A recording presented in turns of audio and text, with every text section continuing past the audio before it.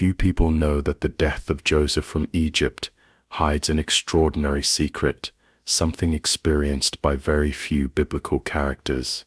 Joseph, the son of Jacob and Rachel, awaited the fulfillment of a divine promise, a plan so profound that it transcended centuries. Why did Joseph's body need to be transported through time?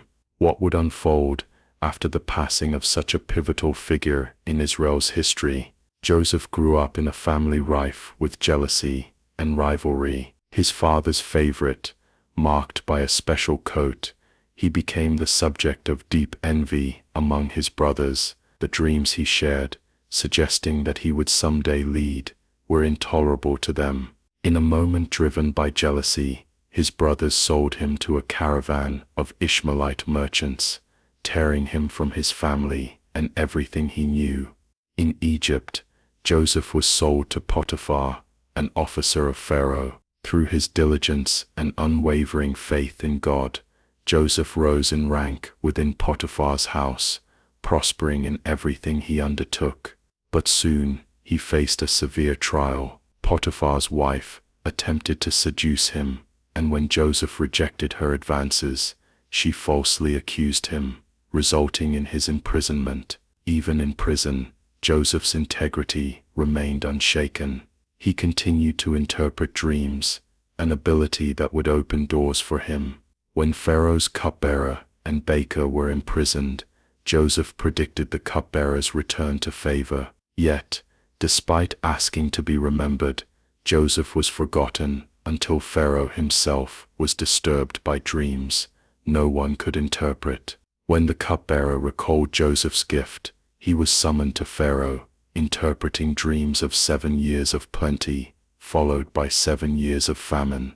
This revelation impressed Pharaoh, leading him to appoint Joseph as governor over all Egypt, responsible for saving not just the nation, but many surrounding lands. Under Joseph's wise leadership, Egypt prospered during the famine, but the ordeal extended beyond Egypt, affecting Joseph's family in Canaan.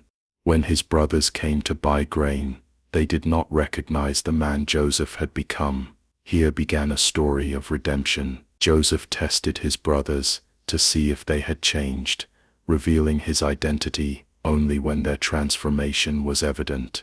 Instead of seeking revenge, Joseph offered forgiveness, seeing God's hand in every step of his journey. Joseph's life not only brought reconciliation to his family, but also preserved their legacy. As a powerful figure in a foreign land, he remained faithful to God's promises, never losing sight of his heritage. Even as he witnessed his family's growth, Joseph knew the true inheritance lay in the land promised to his ancestors, Canaan.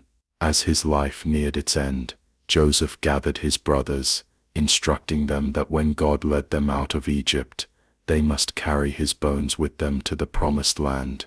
His request was not just about burial, but a prophecy and a testament of faith in God's eternal promises. Joseph's death did not mark the end, but a transition. His body was embalmed according to Egyptian customs, a mark of honor, reflecting the esteem he held in a foreign land.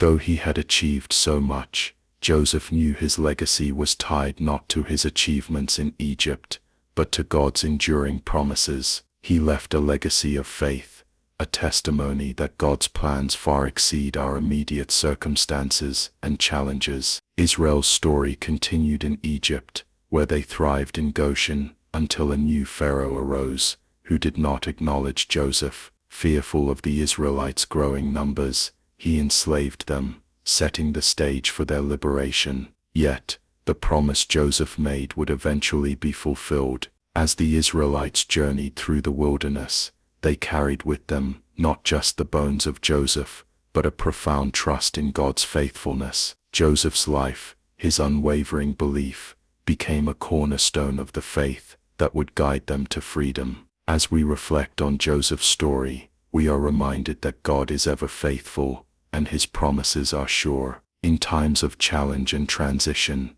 may we too hold fast to the hope that God's plans for our lives, like those for Joseph, are to prosper us, to give us hope and a future.